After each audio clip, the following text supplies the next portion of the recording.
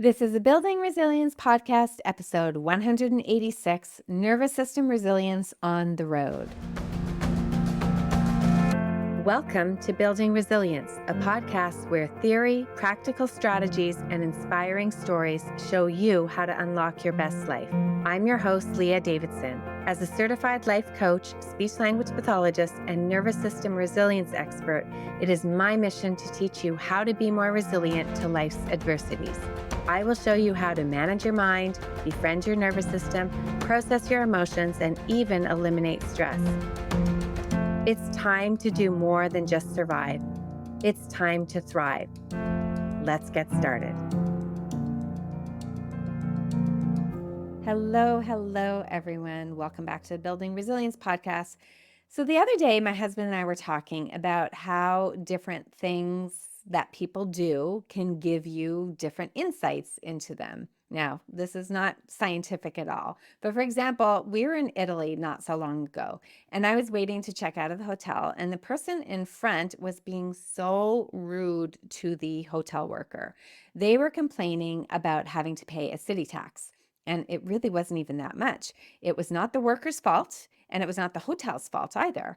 Sure, it can be annoying, but what can you do? Well, this guy made such a scene. He ended up storming out, not paying, and then his wife had to step in and settle the bill. And I thought, poor her. I bet this is not the first time that she's experienced this. So it's just a little example, but the little things like that can give you an indicator of what is happening to somebody inside their nervous system. And then the other day, we were turning at a light and we were turning left, and the light turned green, but there was somebody who was just coming through like a late yellow going straight. So we had to wait until the car went through, obviously, before we turned. Well, the person behind started honking. Literally, had we gone, we would have been hit. Now, maybe they didn't see that a car was going through, but it was not like we had been sitting there for a while. It literally had just turned green. So I said to my husband, I wonder what that guy is like in life. And so I decided to do a fun episode about driving because don't you think your driving style can be a window into your nervous system, your mindset, and even your relationships? So again, this is not scientific. It's a little bit fun, but I think it can help us provide some insight into the nervous system. I do think that your driving style can mirror the state of your nervous system. And I'm going to give you some examples just so you can see what you can think. I'm going to share with you some driving profiles, I'll call them, and see if you can match them up to what the nervous system profile or landscape would be like. So, drivers who are more aggressive, those who are frequently speeding and tailgating or even exhibit road rage, where do you think they are? Maybe they're honking all the time, they're weaving through traffic, getting frustrated with slower drivers. I'd say they're pretty much firmly in team hyper. Lots of energy, lots of adrenaline, maybe more in a fight state. That's probably where you do see road rage come up. Now, I will say that there's probably a culture in there too. I think when you go city to city, you see different cultures in driving. But I think the culture can be more reflective of the nervous system. For example, we were in New York City not so long ago, and people are honking and it's intense driving. I also know I grew up in Montreal, and Montrealers are very different drivers than Torontonians. I'll have to be careful what I say. I don't want to insult anybody, but in Montreal, there's more of a harried, pressured, intense environment. And I think it's easy to see how being in that environment can actually keep us in team hyper. That's what I mean by you can see the different cultures in driving and the different driving and cultures reflected in the nervous system. Now, if you see drivers who are maybe more erratic, there is, the sudden stops or the variable speeds, the unpredictable lane changes. Where would you put them? I'd probably put them in team hyper as well. And then drivers who are more cautious. So who maybe drive more slowly, more carefully, sometimes to the point of hesitation. Maybe they double and triple check things or they avoid high-speed roads. I think that they could also be in a state of dysregulation too. I see them as being more in a free state, more of a mixed hyper and hypo state, maybe feeling more of a paralysis with that hesitancy. But there's an element of hyper there too, that hesitation, the anxiety, the nervousness. It could be that they have been stuck in some chronic stress and maybe could be heading into burnout, which is more of a team hypo state. Or it could be that they have more chronic stress in their life. These are just ideas that I'm coming up with that will be reflected in their driving. Now, drivers who are more confident, where they feel good behind the wheel, they trust their judgment, they drive defensively, maybe they are law abiding, so they stick to the road rules in general. I'm guessing they still do a little bit of speeding because we often need to go with the flow. And that involves going over some of the speed limits sometimes, at least in my experience. So these drivers are likely more grounded. Maybe they'll fall into that zone of resilience. Now, I want to be that driver and I want to drive with that driver. So those are a few driver types. So talk about lumping people into categories, but this is my own opinion. And as I said, it's just for fun. I'm not saying that there is a rich background of literature on this, but I actually wouldn't be surprised if there was some research suggesting or supporting the link of the state of your nervous system, because I think it kind of makes sense. So that is what's going on with the nervous system. Let's think about what's going on with a bit of the mindset behind these types of drivers or the rather driving style.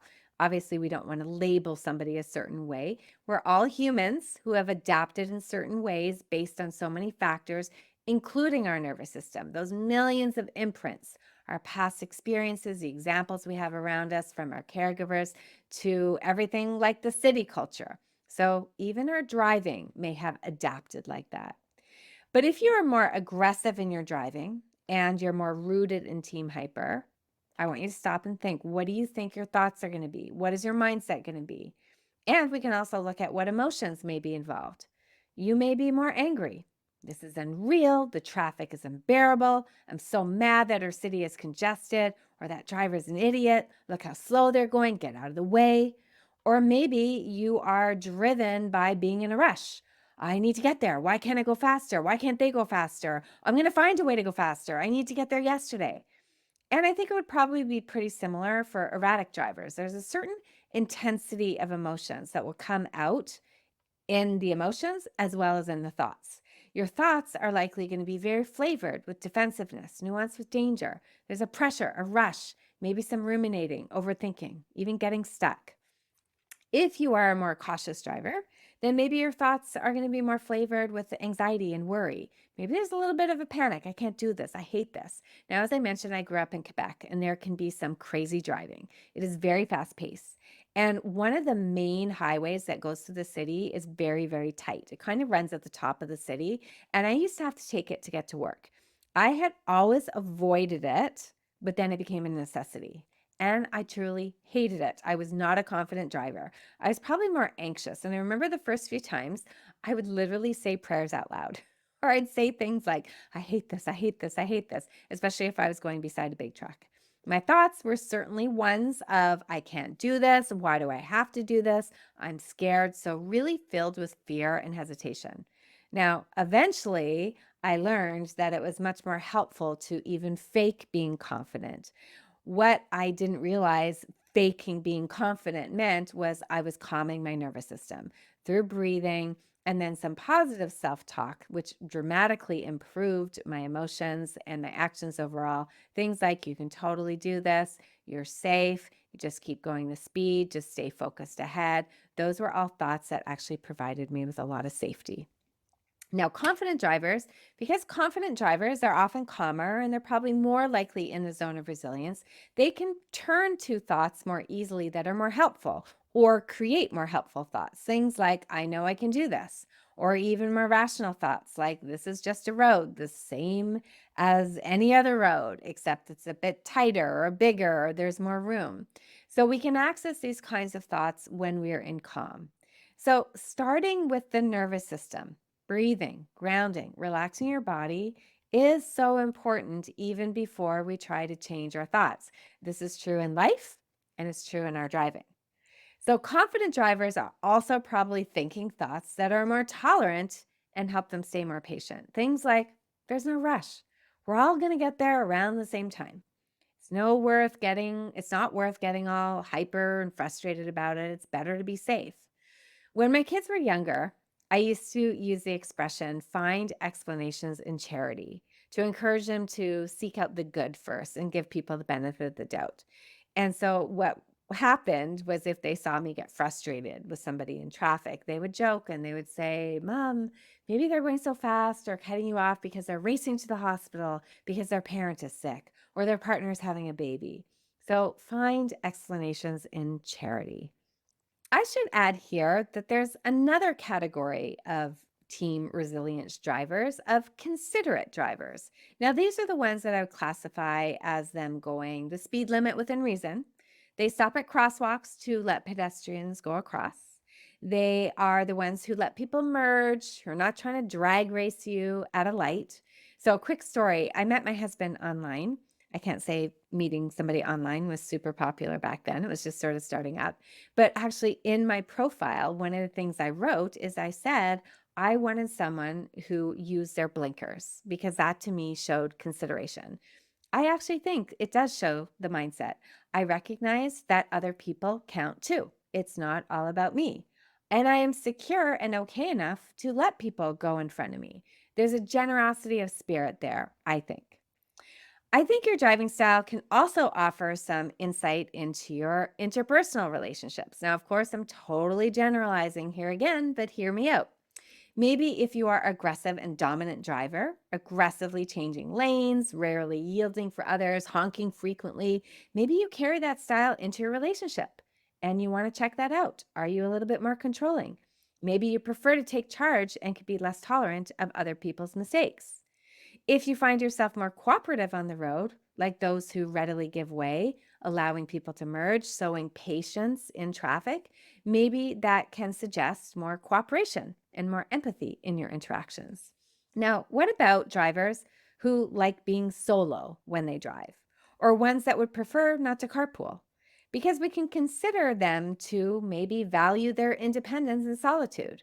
I know that for me, I used to drive every single week and upwards of 20 hours a week because I used to go see my clients in their homes and their workplaces. And often they were like an hour to an hour and a half away. So I had lots of time on my own, but I loved it. It gave me time. I'd think, or I'd listen to music or podcasts or audiobooks, or I'd call my mom or call a friend. And it allowed me that alone time, which I think was very nourishing. Quite honestly, that is the part of the driving that I miss now that I'm virtual. It was actually also a time that I used to deliberately practice my regulation. I would be doing lots of breathing techniques, relaxing my body, using music to help me regulate. So, driving can also serve that function of giving you some me time and alone time.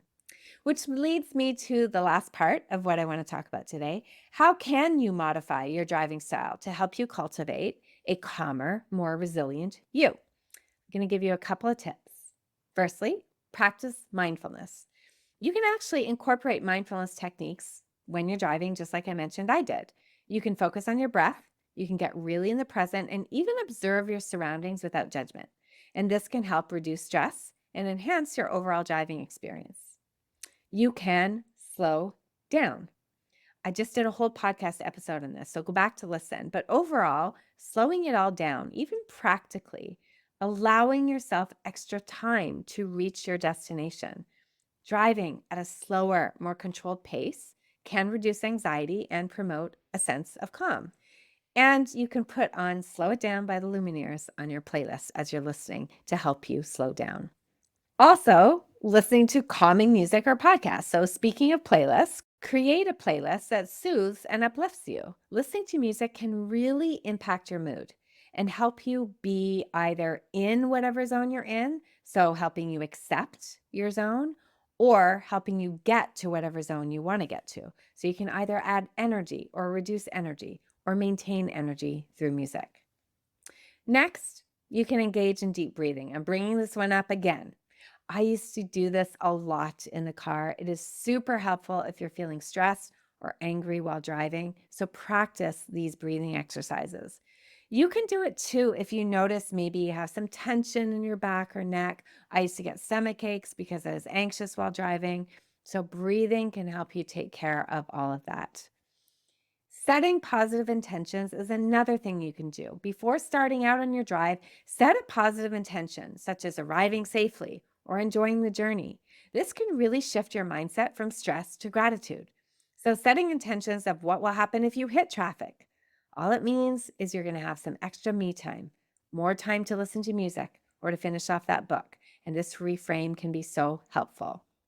And lastly, I want to encourage you to reflect on your reactions. After driving, take a moment to reflect on your emotional responses. Pay attention to the things that trigger you. Pay attention to what they feel like in your body.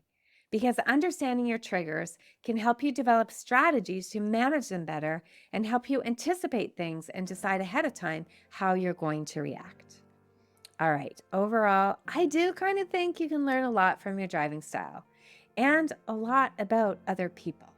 Now, it's not set in stone, but I do think you can gain insight into your own nervous system, mindset, and even your relationships.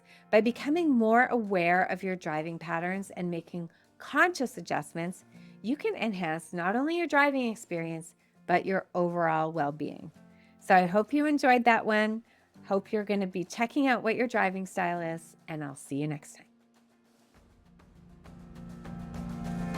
Thank you for listening to the Building Resilience podcast. If you're interested in learning a little bit more about managing stress, building resilience, and leading a more purposeful life, then make sure we're connected on Instagram and Facebook at Leah Davidson Life Coaching. You can also subscribe to my weekly newsletter at www.leahdavidsonlifecoaching.com/newsletter. Looking forward to connecting.